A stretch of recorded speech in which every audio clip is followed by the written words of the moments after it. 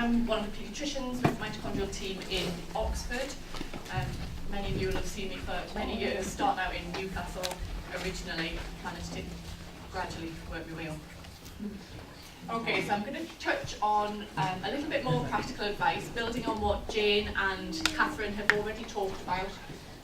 There were a lot of questions that come into the Lily Foundation about medications or vaccinations and the like, which I've tried to incorporate into the talk.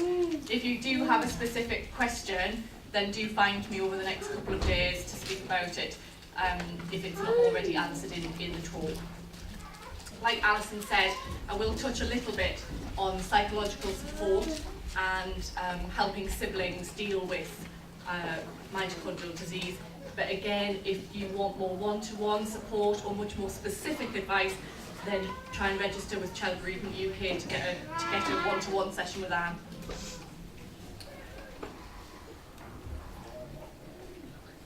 So Catherine and Jane have already talked about exercise and diet and nutrition. So we'll move on to some of the other practical advice points. So medications to avoid. I've just picked a few out that are medicines that you might have come across or that you might come across in the future. If you suddenly see a medication on there that you're currently on, don't panic. I'm sure your clinicians are aware of that. If you don't think they are, go back to them and check. So sodium valproate is one of our anti-epileptic drugs. Generally, we avoid it in mitochondrial diseases, particularly if we are first investigating a child who might have mitochondrial disease and epilepsy. If they're known to have Alpers disease or predominantly liver involvement, then we would avoid it again. Some of our other children, however, are on sodium valproate because that is the only anticonvulsant that will control their seizures. And it's about a risk-benefit of knowing that there are potential side effects to valproate, but it's something we can look at and monitor as opposed to getting their epilepsy under control. Metformin is a drug used in diabetes. It's a tablet form, so usually used in type 2 diabetes, not in our type 1 diabetes who have to inject insulin. And again, we know that that can push up your lactic acid, which is something we try and avoid in patients with mitochondrial disease. Linezolid, thiodovidine and gentamicin are all antibiotics of a variety. Linezolid is something that you wouldn't get from a GP, so you don't need to worry about that, but it's something that you might be given if you were poorly in hospital. Again, it's something we try and avoid in mitochondrial disease, so long as your team know that you have a mitochondrial disease or your child has a mitochondrial disease, then they can make that decision with you to decide whether or not it's the best one to use. Gentamicin is an antibiotic much more commonly used. It might be something that you are given by your GP. Again, we tend to avoid it if you are being investigated for mitochondrial disease, and again, specifically in people who have the 1555 mutation. Statins, so we've moved away slightly from children into the older population. So these are for your blood pressure control. Again, a lot of you with mitochondrial diseases will be on a statin.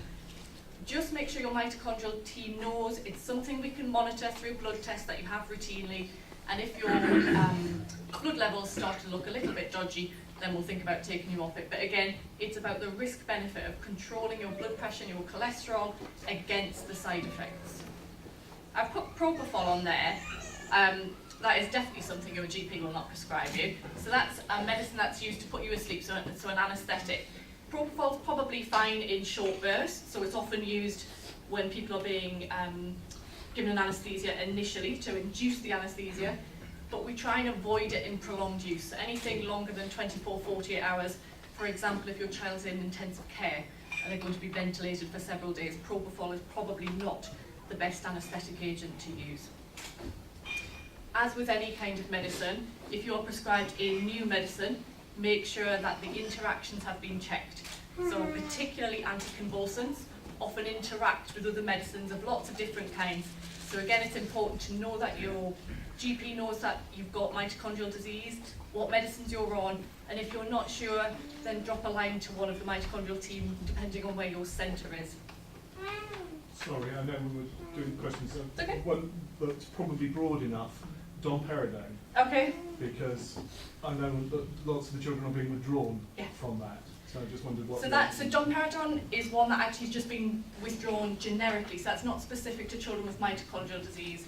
So there is a theory that it can interrupt your heart rhythm. So if your child has already known heart problems because of their mitochondrial disease, then again, that's probably something we shouldn't use. Interestingly, it started a couple of years ago that we started phasing out domperidone, but actually more recently it started coming back in with the proviso of monitoring again, so ECGs before it started, while they're on it, and at intervals afterwards. But yes, thank you. So again, some of the current debates that are out there, one negative, one positive. So paracetamol, should children with mitochondrial disease have paracetamol? Generic answer is yes. If you've got a fever, and particularly a post-vaccination fever, which is what paracetamol is licensed for, then yes, you are perfectly safe to give paracetamol. Times we might avoid it, again, are children who particularly, who have got liver disease. It might be something that you want to use very cautiously. One-off doses are probably fine, prolonged use perhaps not. The evidence that's out there for not using paracetamol in children with mitochondrial disease is a very low clinical evidence to support it. It's either based on single case reports or on children who had other issues, not just a mitochondrial disease. So generic answer, yes, it is safe to use. Melatonin. So there's lots of excitement about melatonin. There's a couple of papers that have been published this year about the potential uses of melatonin. For those of you who don't know what melatonin is, it's something that we all produce naturally. There's a little gland in your brain. It's a hormone that's responsible for regulating your sleep-wake cycle. Melatonin is often used excuse me, for children who have difficulties falling asleep. So if your child has disability, that tends to be the biggest group, and difficulties with sleeping, they may have been prescribed melatonin. What some current research suggests is that actually it's got very strong antioxidant properties. It can perhaps help mop up those free radicals that are causing cell damage, and therefore, in theory, could help people with mitochondrial disease. There's studies that have been done on patients with Alzheimer's, with cancer, and with diabetes, and it does look positive. For our group of patients, it hasn't really been looked at properly. It's been looked at in a lab, so we are still a long way off definitively being able to say that melatonin would help in mitochondrial diseases, but it's definitely one to watch, I would say, for the future. Immunisations and vaccinations.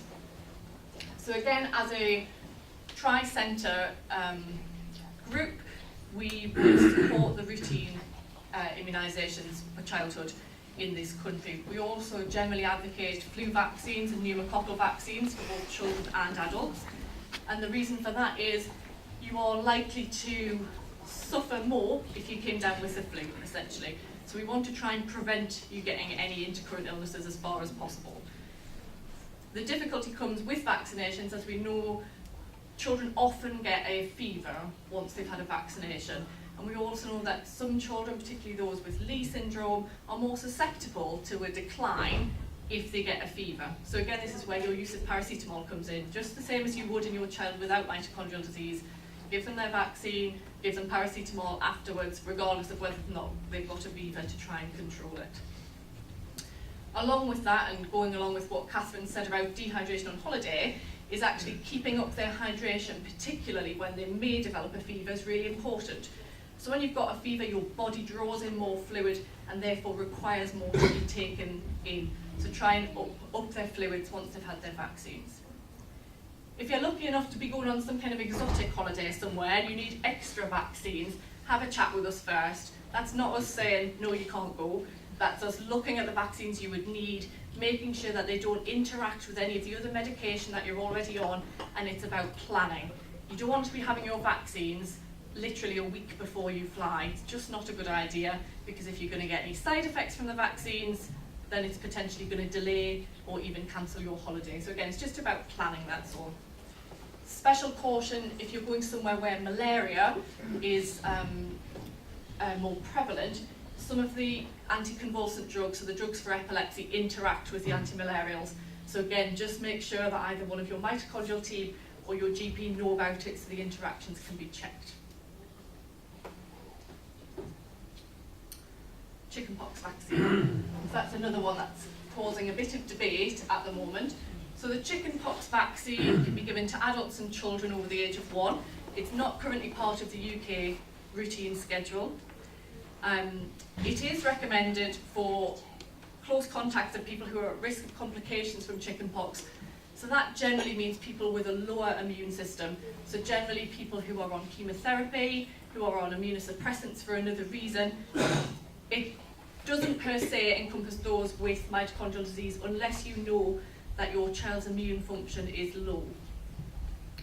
Now, Bobby and I talked about this yesterday, and actually, as a 3-centre, we're going to look at this in more detail because there is some evidence that children with an inherited metabolic disease, so that's not necessarily mitochondrial disease, that's them all combined, that they could benefit from the chickenpox vaccine. That's not to say they won't ever get chickenpox, but they would probably have a milder illness. So nationally, we're going to have a look at the evidence that's out there already and see if we need to do any more before we can issue a proper statement on whether or not it should be advocated for this group. Side effects of the vaccine, again, fever is very, very common with the chickenpox vaccine. So probably about 1 in 5 children will develop a high fever. Again, if you know your child has a stepwise decline secondary to a fever, it's about weighing up the risk-benefit of using the vaccine. Intercurrent illnesses. Hopefully most of you have got personal information sheets. So that is a little bit about you, your medication that you're on, your condition, what to do if you become unwell. And they're helpful sheets really so that you can just go out and about, doesn't matter where you are, but if you become unwell, you've got a bit of written information with you that's personal to you that you can take to the local hospital or the local GP if you're visiting family elsewhere. What's also a good idea is to negotiate with your local paediatrician or neurologist that you can have direct access to your local hospital. So again, it means no waiting in A&E, no having to go to the GP to then be referred or sit in a walk-in centre, and just going straight to the children's ward where you can be seen by the paediatrician and then a management plan drawn up. It just cuts out a bit of time. Most local district generals are really, really supportive of doing that. So if you haven't asked, then do. Again, just going along from what Catherine said, it's really important to maintain hydration, particularly in times of additional stress, so intercurrent illnesses, fevers or the likes. If you start with diarrhea and vomiting or a fever, then it's a good idea to start and take some Diarrolite or electrolyte. You can buy it over the counter, you've just got to make it up in a certain amount of water, it's very safe to use. Keep that going for 24 hours. If you still can't eat or are still having vomiting and diarrhea in that time, then the child needs to be seen. 24 hours is an absolute maximum of using that at home before you get a medical review. If you think they are more unwell within 24 hours, then by all means take them sooner. But absolute maximum if you're not eating or drinking, 24 hours. Like Catherine said, eat little and often. That's particularly poignant for times of illness. Paracetamol we've talked about, and it's really important to continue your regular medication. So particularly your anticonvulsants, your anti-diabetic medication. Now, those of you who've got diabetes or whose children have got diabetes, you will know your blood sugars go all over the place when you're unwell with something else. Again, you should have direct access to your diabetic nurse. It's a good idea to get in contact with them early to draw up a plan.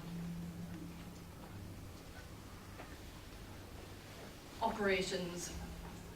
We all have to have operations for one reason or another throughout our lives. Hopefully it's a planned one. So if it is, let your mitochondrial team know, because it might be that they've been thinking about doing another biopsy on you, and actually you can do 2 birds with 1 stone. So if you're already being put to sleep and having an operation for some reason, we could get a muscle biopsy or a skin sample while you're already asleep. It doesn't mean 2 anaesthetics. It's a good idea to make sure that the anaesthetic team know. Sometimes they want some additional investigations like an ECG or an echo if you haven't had one done recently. And again, like we talked about with propofol, it's just useful for the anaesthetist to be able to plan which medication they're going to use for you to help. We like to minimise the amount of time that you're fasting, so that often means that your child will be first on the list for a planned operation. Or if they are later on the list for whatever reason, that they've started on appropriate fluids so that there's not a long time without some source of glucose being in the body. Again, continue your regular medications, and don't be alarmed if your team has said that they've booked a PICU or PHDU bed, so intensive care or high dependency bed. It doesn't mean they are anticipating that something will go wrong, it just means they're being prepared and that there's a suitable bed there for your child if they need a little bit of extra recovery time. Advanced care planning. So some of you will be very familiar with advanced care planning, some of you will have drawn up advanced care plans already, some of you might never have heard of them. So an advanced care plan is an agreed plan of care for you or your child when the condition deteriorates. Now that might be a slow decline, or it might be in a sudden emergency. It's a very specific plan to your child and the needs of your family. It's shared with all of the professionals excuse me, who are involved in your child's care, and you are free to change it at any time. I think people think, once it's down in writing, that's it, I can't change my mind. It's not like that at all. I've brought some information leaflets just about what they are. So there's one for parents and there's one for young people as well. It just introduces the idea of what a care plan is, and there's links to websites. I have actually got some advanced care plans with me as well, if anybody wants to take one home to look at.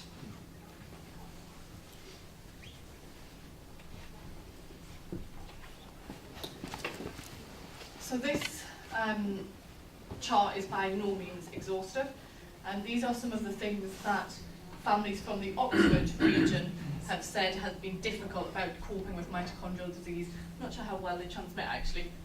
If I go from the, I don't know which one to point at now, I'll go this way. Does that come up? Doesn't come up. Okay, starting from the top and we'll go clockwise. So stress related to ambiguity. So particularly in those early days when, has my child got mitochondrial disease, have they not, what's wrong with them, what's going to happen, all of those kind of unanswered questions obviously adds to the stress of dealing with having an unwell child. Uncertain genetics, so again, before your genetic diagnosis is made, or even sometimes after it's made, understanding those inheritance patterns, how will it affect you, how will it affect your child, how will it affect future pregnancies. Prognosis, that's something I'm sure we all think about, what's going to happen in the future. What is the natural history of the disease going to be? Coping with uncertainty. Grief, so that grief doesn't necessarily mean that somebody has died.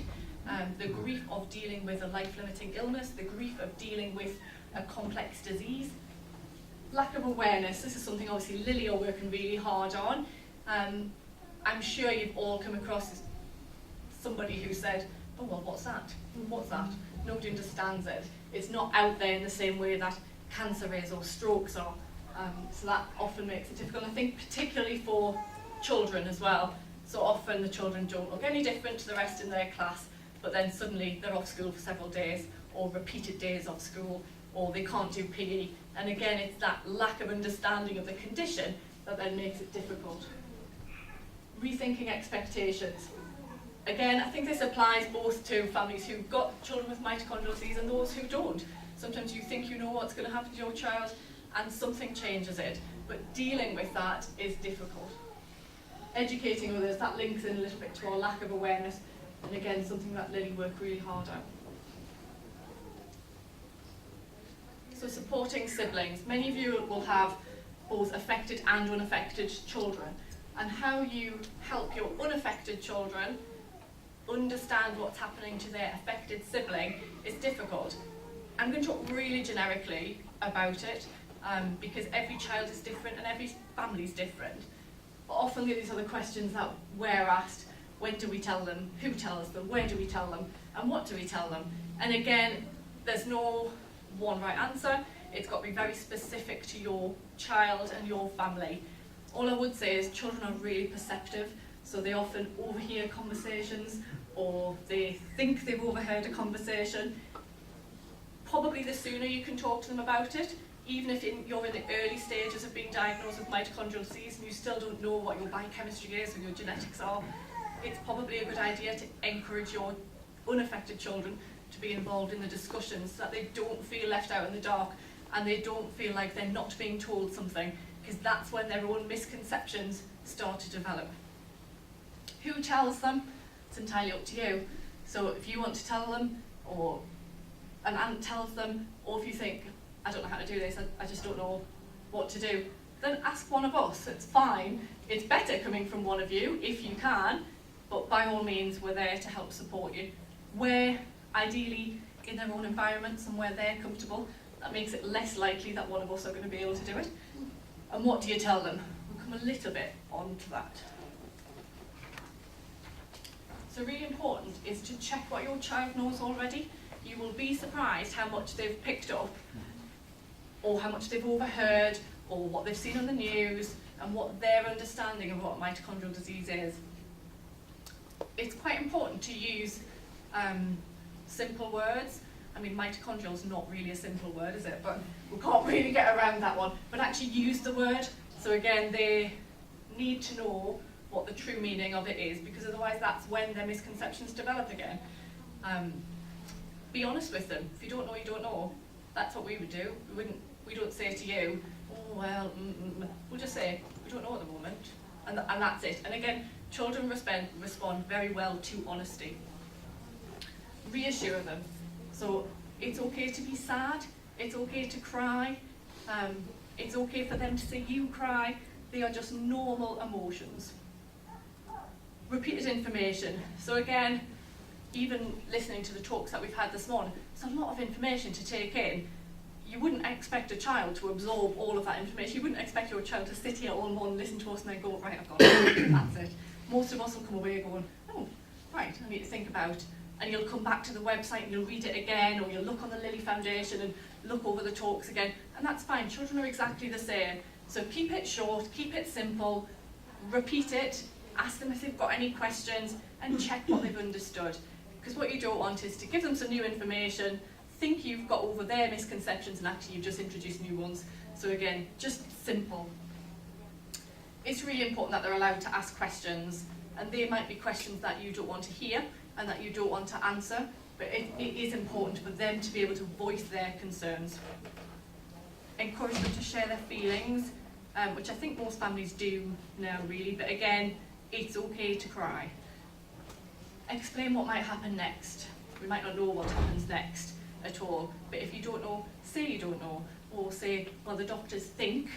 Okay, just keep them involved, keep it open, and just be honest. There's some fantastic resources out there, obviously the Lily Foundation, but some of the other websites that I've listed beneath there. There are apparently some books on Amazon as well, one by Winston's Wish. I haven't read it, but it's got really good reviews. So if you're struggling with how you tell your child, your unaffected child, or your child about mitochondrial disease, then have a look at some of these things.